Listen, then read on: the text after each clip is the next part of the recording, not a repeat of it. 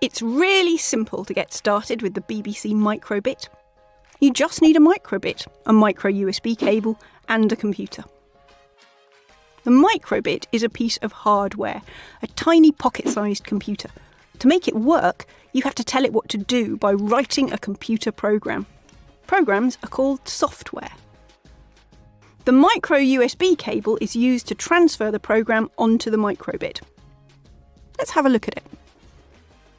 On one side of the microbit, you will see 25 LEDs arranged as a square to make a simple display.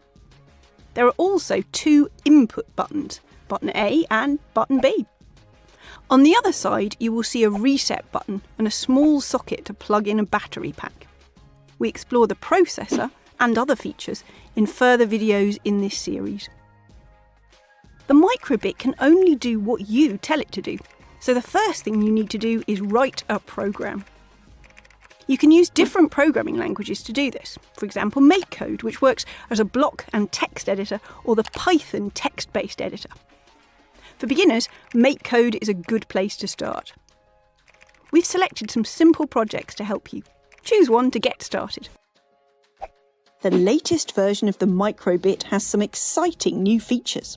The microphone adds a sound sensor.